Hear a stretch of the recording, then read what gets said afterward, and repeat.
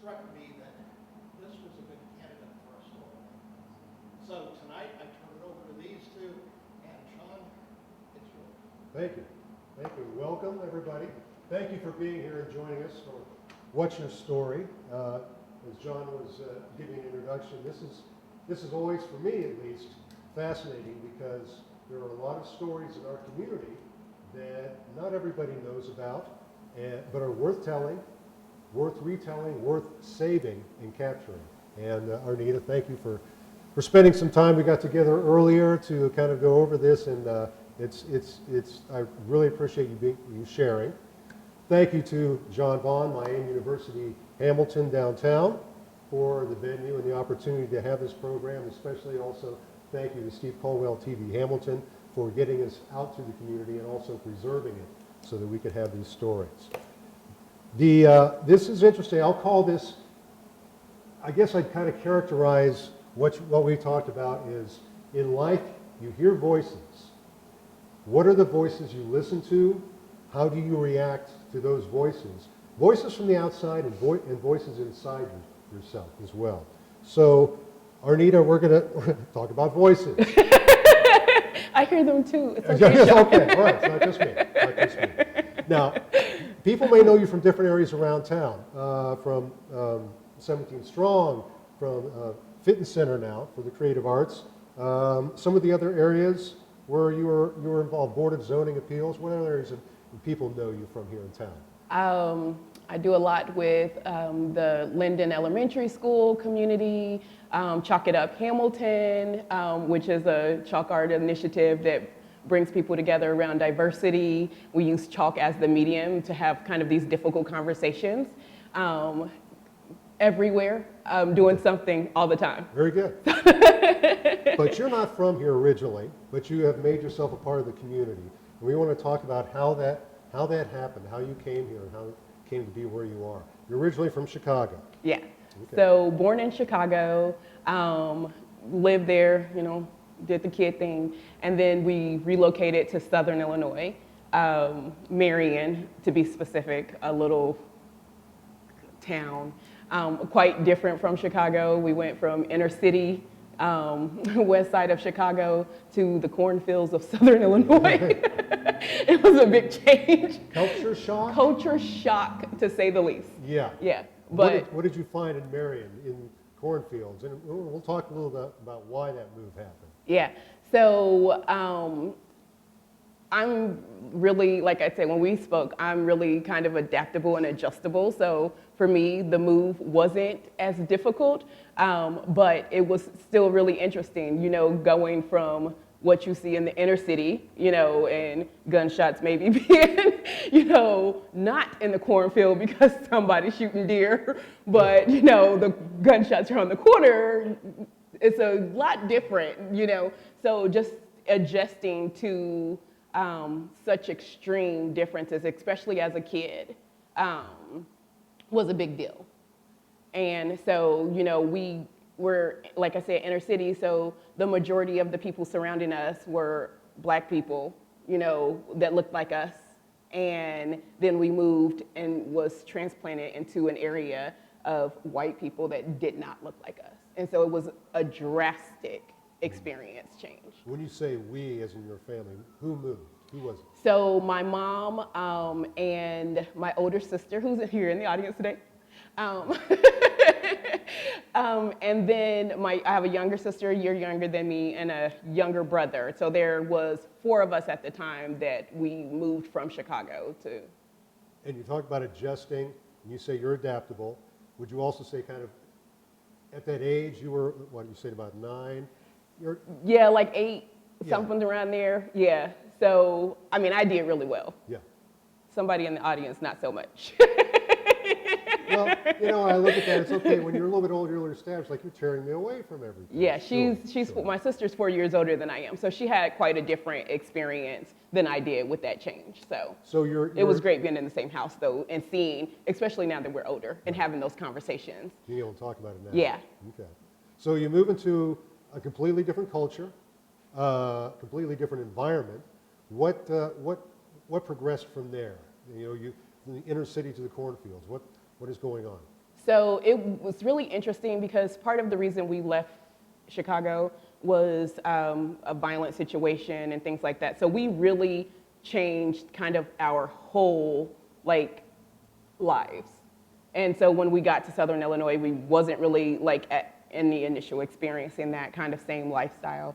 But we were then there and we're making friends and meeting new people and just trying to grow a community. We had family there because, you know, after or during the migration of Black people from the South into the North, Marion is an area where our family settled.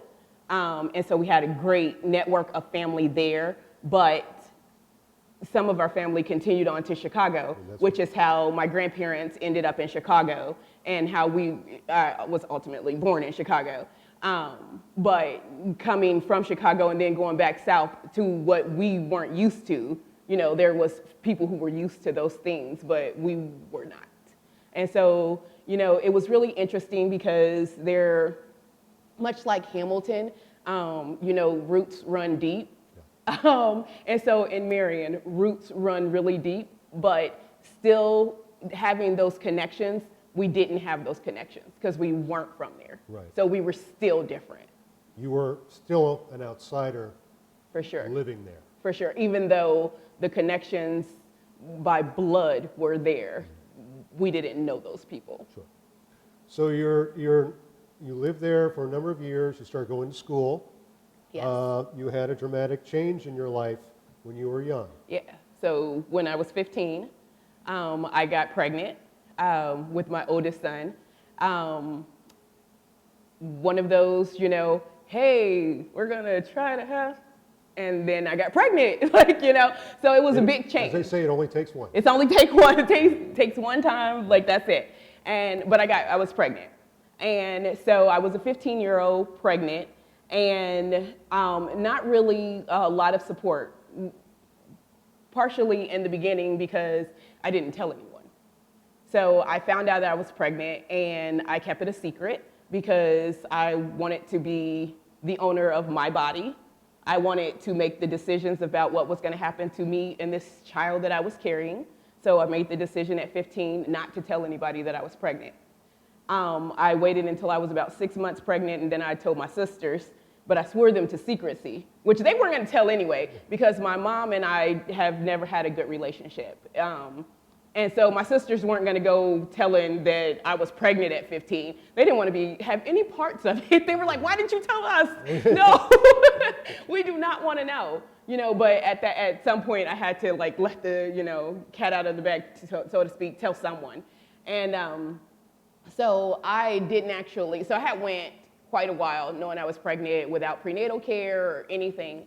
And then when I was 7 months pregnant, I suffered from like ulcers when I was young, and I had to have a medical procedure done.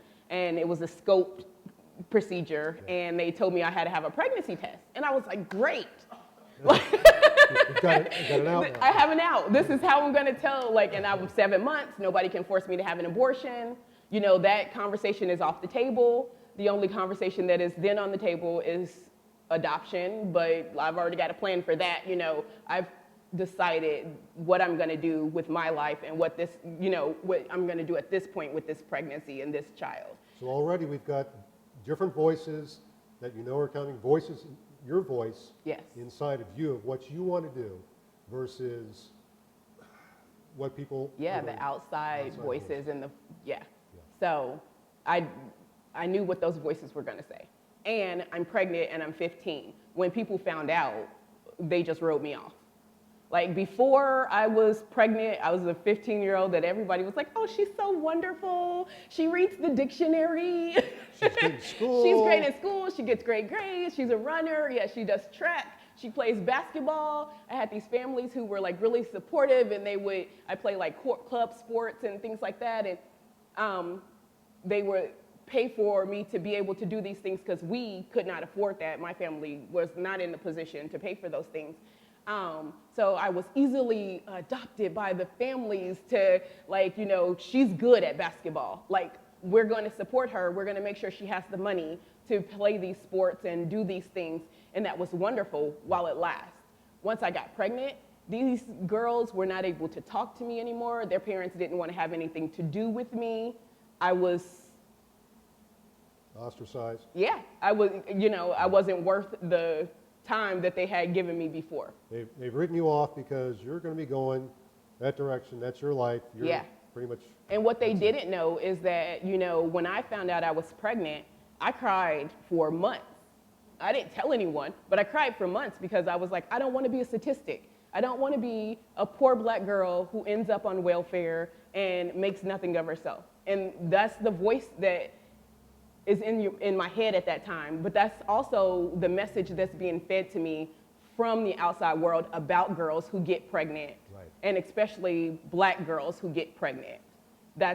Your life is over. You've peaked. That's it. That's it. There's nothing else for you. And I was like, that's not going to be my story.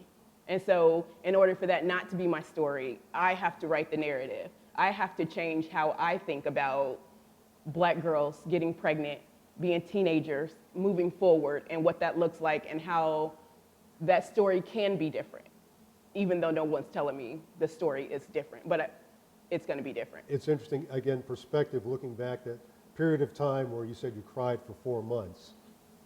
Probably longer than that. And didn't tell anybody. Yeah. Again, to me, that's where that's where you're building your strength.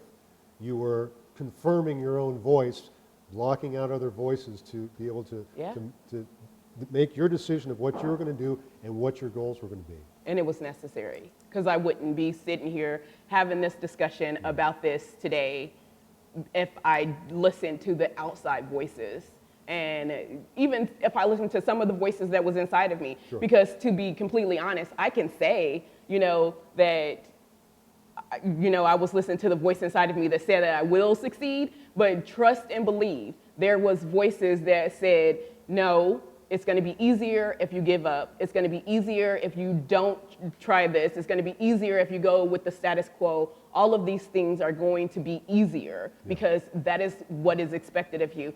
Oh, you know how to, they're not necessarily teaching you how to successfully raise a baby in high school. But I mean, you can easily find out ways to apply for public assistance. Right. There's a difference in the message that's being communicated to you.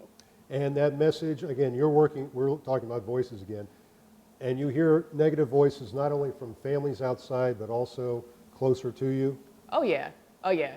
I will commend my older sister because she is the voice of, she's 4 years older than I am, but she has been my mother's sister. I call her my sister mom. Because like I said earlier, my mom and I have never had a good relationship. She was one of my biggest naysayers. She told me to drop out of high school, get a GED. That's, she had my sister young, and that's the route that she took. But that doesn't have to be, just because someone else, that's the route they take, that doesn't have to be your story. And so also fighting against that voice. And, we had to do what we had to do. My sister, even though she, like I said, she's been kind of the voice of positivity, she's 4 years older than me. It's not that she had, so if I'm 15, she's 19. It's not that she has it to give. She's fighting her own struggles and her own battles and all of those things, but she'll never know what even the support to smile at me and be like, okay, whatever you want to do. How much that means to me. That is positive in that world. Yeah. But there were positive voices, at least one specific positive voice. Oh, yeah. So I say that the reason that I was able to do what I was able to do was because of a specific voice, and it was a guidance counselor when I was in high school. His name's Ralph Walker, and this man was amazing. If I thought ever that it was like, oh, he was like, no, you're going to do it. If I said I didn't have, he said, we'll figure out how you will.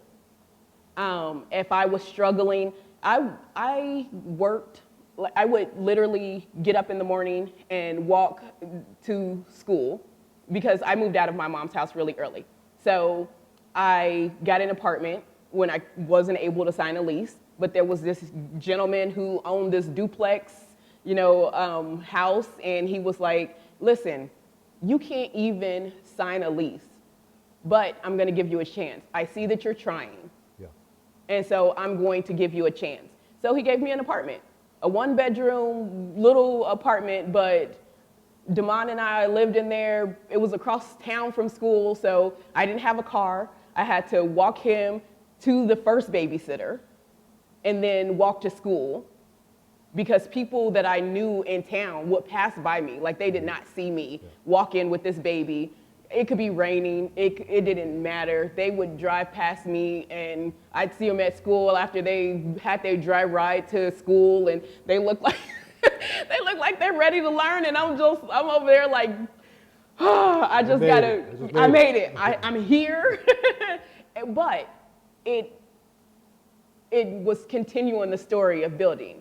And Ralph Walker, his voice and his encouragement. I worked at a telecommunications company, and I bought a car that was a lemon. He took the car as a service project for the automotive department at school, and had them to fix this car. I had this car for like a year. It sat outside, not running, nothing, like just a piece of crap. And I was like, oh my gosh, all the money that I've saved to get a car, because I was looking so forward to it, right? Like, I need to be able to get this kid from, one babysitter to the next, because literally he had 2 babysitters, one for while I was in school and one for while I was at work. And I need to be able to get him from here to there without me having to beg people for a ride, and so I can get to work on time and all these things. So I bought this car. It was a lemon, never worked. But one day, Mr. Walker said, give me the keys to your car. And I was like, you can have the whole car. Take the keys, take all of it. And he said, I talked to the automotive department, and they're going to use this car as their project for teaching the automotive class how to fix things. It's like, good luck with that. About 6-7 months later, he called me down to the office, and he said, here's the keys to your car. I was like, I don't want that back. Like, I know they weren't able to do anything with it. He said, no, it runs. And I was like, what? He said, it's actually outside. And I was like, oh, the car works? It's outside? I can drive? Like, I can get this kid, like, places? And he was like, yeah. And he's like, you need insurance. And I was like, oh. You haven't progressed that far. I didn't even know the car was going to work. Yeah. He said, you need insurance. And I was like, ooh. And he's like, it has insurance on it. We've got it insured in your name, and you're ready to go. And I was like, oh my gosh. Of course, there's tears and things like that. And that's just kind of a huge thing that he did. But he was instrumental in me feeling like somebody externally of myself, bigger than my siblings, had faith that I could do what I was attempting to do. And that really, it just mattered that I had the determination to do it, and that he could continue to be that voice of encouragement. He didn't have to be. Which is, again, incredible that at least 2 people there saw something in you. You got the apartment, you got the car, and again, he helped you along the way. Yeah. And okay, again, describing, you're going from, you have an apartment, you have a child, taking the child to school or to a babysitter, then you're going to school, take the child to the other babysitter, you're going to work, and again, how old are you? At this time, I'm like, I'm 16, because the baby was born 9 days after my 16th birthday. So I'm 16, out there doing all the grown-up stuff. And like you said, it'd have been easier not to. Oh yeah. It'd have been easier not to. But would it have been? I say it would have been easier not to. And in that moment, maybe it would have. But when I look at it, moving forward, it really wouldn't have. Because, a couple years later, I had another baby. So before I graduated high school, I had 2 kids. So my second son was born right in my senior year. So I was to graduate in June, and he was born in December. And, if the people had written me off before, there was no hope for me under the sun. Like, they were like, you know what, we're not even gonna bother to tell her to get a GED. You don't need a GED, you just need to, like, You're just gonna go over there, sit in the corner. Yep. It's fine, you know. And I was like, that's not gonna happen, and I'm gonna graduate, and I'm gonna graduate on time, because at this point, now no one can tell me that I can't do it, because I've done it for, 3 years. I'm doing it, I'm in it, I've been in it, and I've been holding this together for 3 years, and now I have this other child, which did make life a lot more difficult, but I'm gonna keep, you can't tell me anything else. And then I decided that I need to move to Ohio. No. Well, and you did, literally, what, the day after? The day after I graduated high school. Gone. Literally, the U-Haul was packed and ready to go. When I graduated high school, I left the day after I graduated high school. The kid's father, we moved to Logan, Ohio. His parents lived there, and he wanted to be closer to his dad. And so we came to Ohio, which was horrible. Horrible. Then. We're not going to say that now. Yeah, no. Logan, Ohio, at that moment was not the place to be. It was bad. What did you run into there? You said, at one point, you said Logan was actually, could have been worse than Marion. Oh, it was worse than Marion. There it is. And I don't know if it's because I was older and saw things differently and saw the racism and the hatred just like in your face, outwardly. Like, I worked at a Bob Evans, well, the Bob Evans in Logan. It's not more than one of them. But there was, a family, well, there was one lady came in, she was a black lady, and she said, okay, so you're not from here? So tell me where you're from, and, I know you're not from here because there's 2 black families in town and you're not part of either of them. And I was like, okay, and then there was the couple that came in and looked at me and said, who sat down, by the way. They didn't just stand at the door. They sat down and expected for me to serve them even after they told me if I knew they hired your kind around here, I would have never come. And then sat down. And then sat down and I was like, do you know that I have to bring you food? First of all, I'm not going to, but do you know what could happen to your food? But the general manager took care of them and was like, well, you're not even welcome in this Bob Evans. So, it was really supportive. But the neighbors at the house we lived in called children's services on us. We were a biracial couple. My husband was white.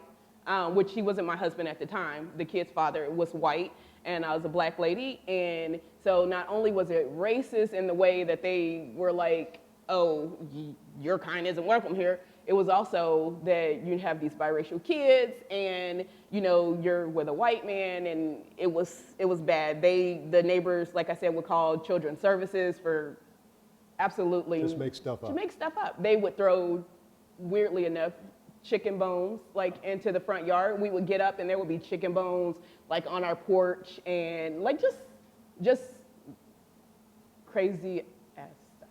Yeah. So Marion, for Logan, worse than Marion. So how long did you stay in Logan? Oh, not long, thank goodness. Okay. Unfortunately, the kid's father's, Micah, I can stop calling the kid's dad. Micah's father died the year after we were there, so it was good that we went and he got to spend that time with his dad. Yeah, but I was so happy that I got to leave Logan. I was like, oh my gosh. So we moved to Columbus, and I lived there, and then I was there for a while, and then I was like, so we were in Columbus. I had the 3rd child, and then I was like, oh my gosh, I don't have anybody. I'm here by myself. I don't have family. I don't have any connections. You're not in Logan, not in Columbus, not anywhere in Ohio. So I'm going back to Marion. And I went back to Marion because what I was searching for, I thought I was going to find there. Which was family? Family, togetherness, connection, all of those things. And I got there, and I got out of the truck, the U-Haul, and I was like, this was a mistake. I've got to figure out what I'm doing next, because I can't stay here, because I felt the complete opposite of that. So now you're an changed. outsider. Now I'm an outsider going back to Marion. With your own family, you're an outsider. Yeah. And So the connection wasn't there. yeah, and my sister was in Indiana, like my older sister was in Indiana at the time, and so there wasn't even her to like kind of grasp onto, you know, and say, oh, I have this connection, my sister's here. She was gone, and so it just really wasn't the place to be. So I was there for maybe a good week. And then, but I was like, okay, where am I going to go? I can go anywhere. So at this point, my mind starts telling me that I could be anywhere because I have no connections anywhere. So you take this negative and turn it into a positive. Like, wait a second, the world is out there. Exactly. Something that is out there for me. Exactly. And so I was like, I can go out west. I can go south. No, I can't.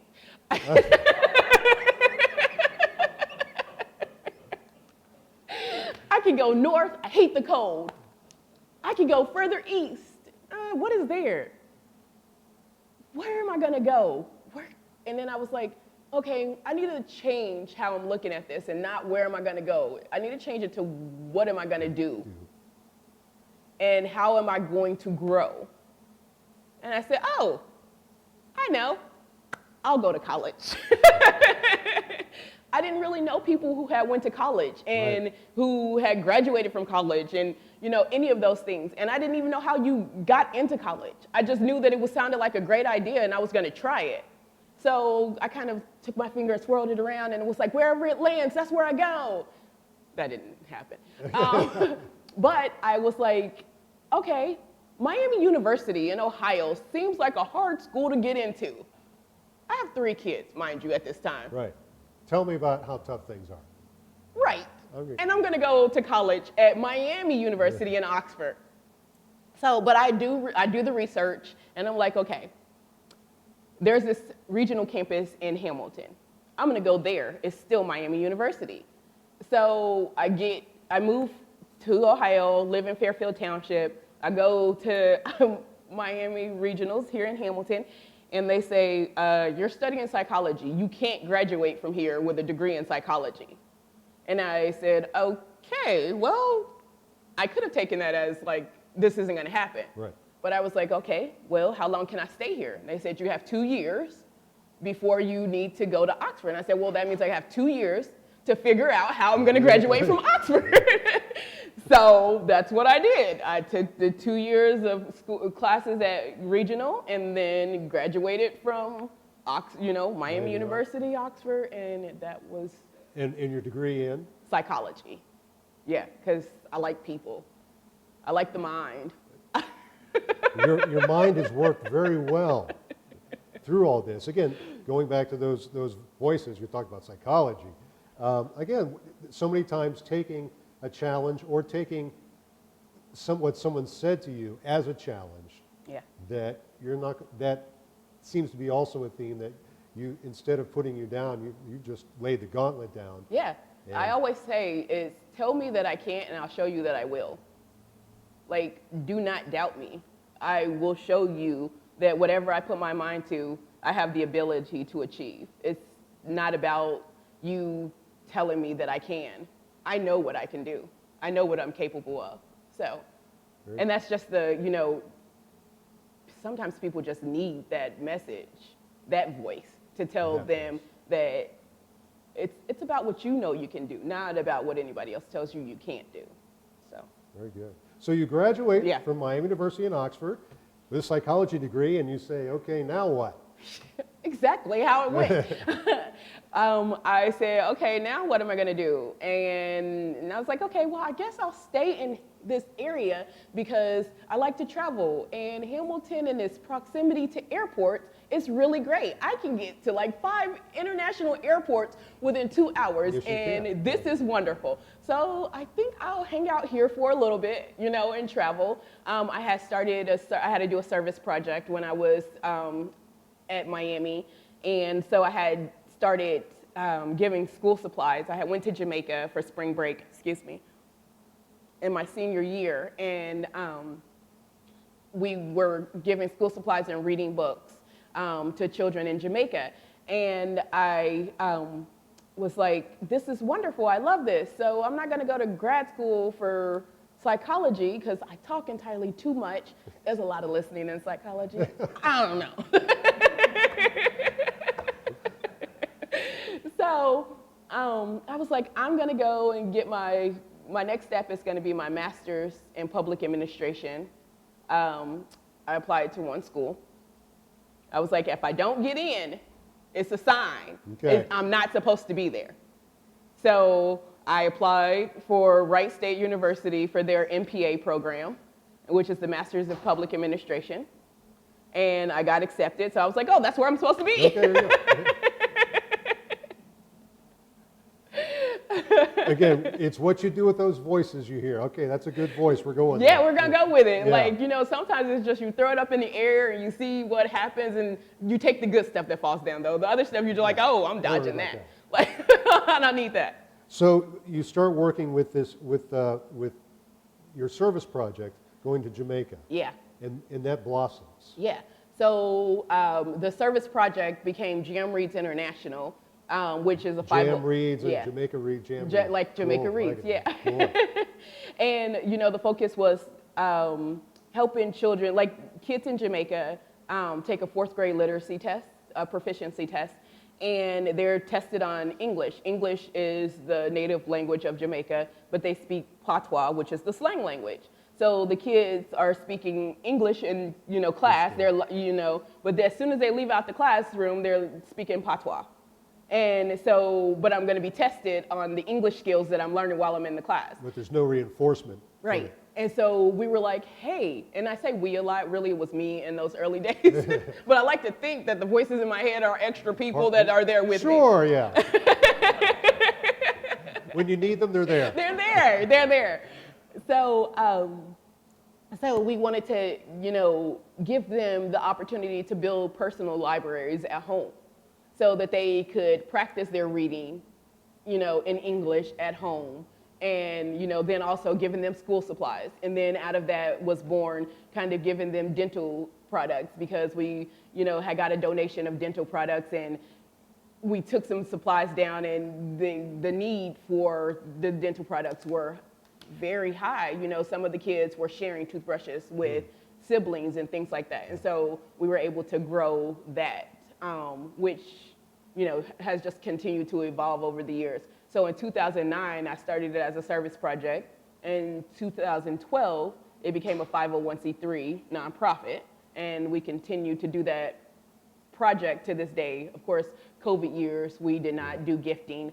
But from Jam Reads, there's been some great things because Jam Reads acts as kind of like this overall organization that Beautiful Colors here in Hamilton lives under, so that we can do the things that we do here with diversity and, bringing people together, and still be under that nonprofit umbrella and be able to do those things and help the community here. And we still do, we do a back to school bash like in Southern Illinois, like in Marion. My cousin heads that up. Okay. And so he'll call and say, this year we need this many, and so we make sure that, through Jam Reads, we're able to continue to do those things. And it's really great to have that. So you're touching lives in Jamaica, back in Marion, in Hamilton. And All over. and this comes, again, your public administration, your Master's of Public Administration comes in handy here, and you've been able to take that and make it bigger. Speaking of making it bigger, let's talk about how your family grows. Okay, yeah. So, so there's the Sin Six. I call them the Sin Six. So the older group is the Fab Four. There's 4 of them: Damon, Kendrick, Raylyn, and Emmy. And then there was a huge gap of 13 years, and I remarried, and then the dynamic duo was born, Fabian and Amina. So I have the Fab Four and the dynamic duo, and together they make the Sensational Six. Sensational Six. Yeah, Very and good. they're wonderful, but I have to mention that before the Sin Six officially, my Sin Six, my niece was part of the Sin Six, before the twins were born. So like the Sin Six existed before the dynamic duo was born.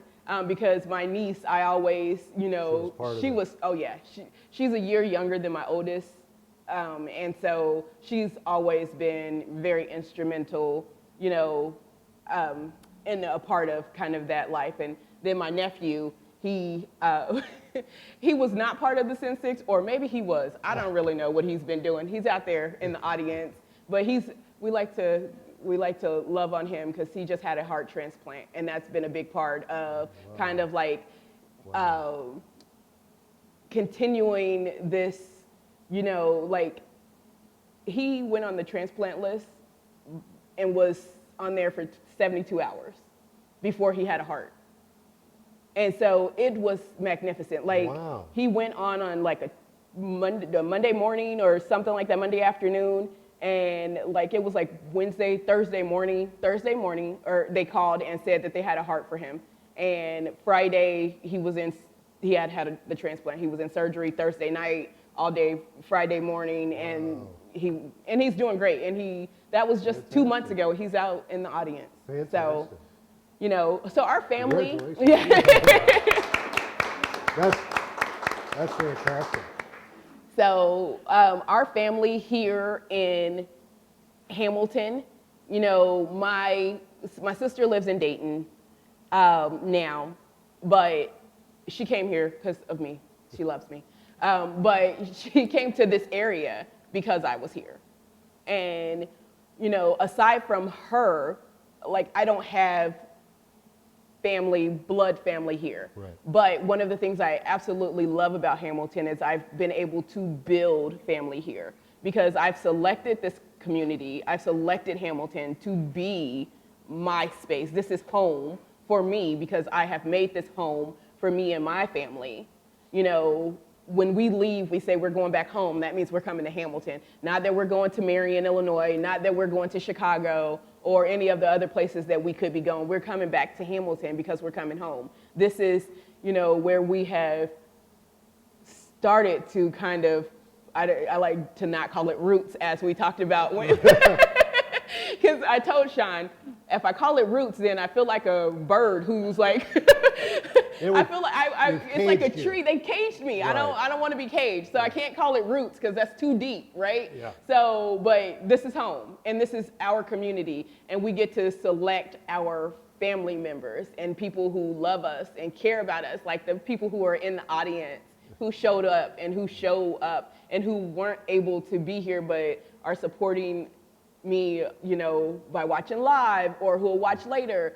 But there's so many people in Hamilton who have embraced me and in my family like Ralph Walker did at a time where I really needed him. There's been people in Hamilton who have really embraced me and embraced us and made us feel part of this community. It wasn't necessarily a fight to try to get in. They were like, oh, Arnita, come on.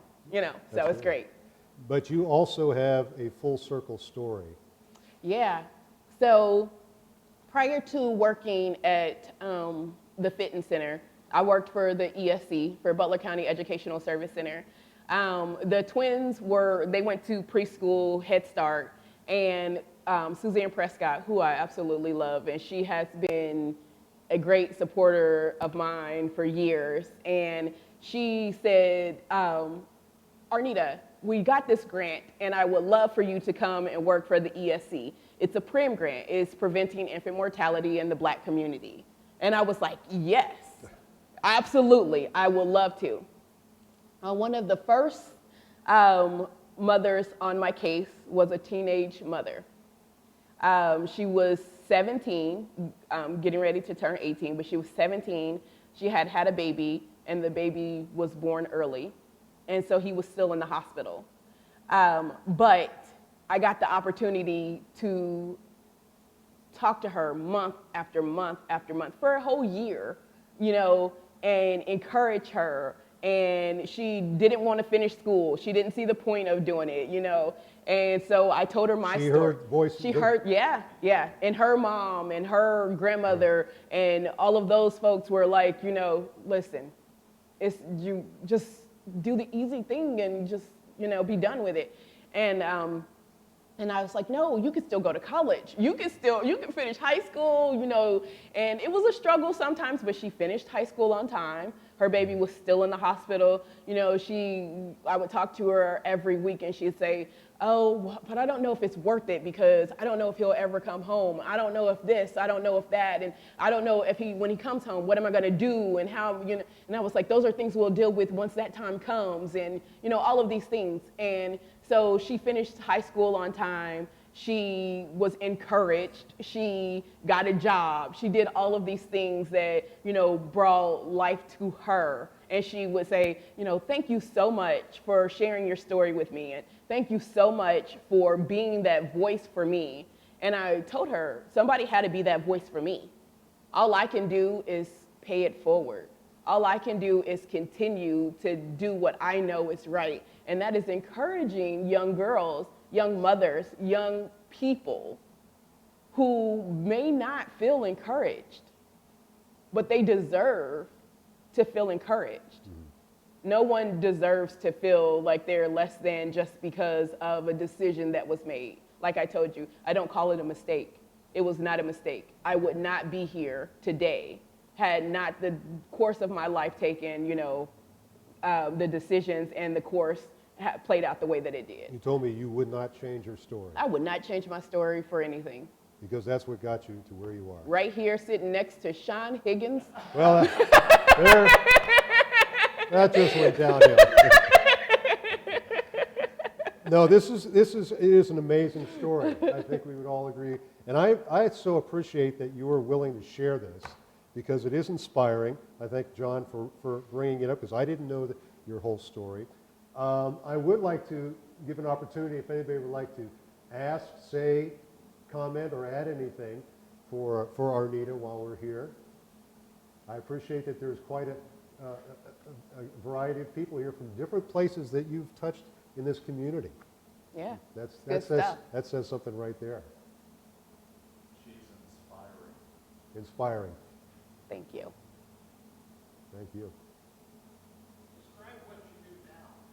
So yes, that's we talked a little bit about the different organizations you've been with, but now how long have you been with the fitness center? So as of this day? Since October, so what is that, 8 months at the fitness center as the development manager.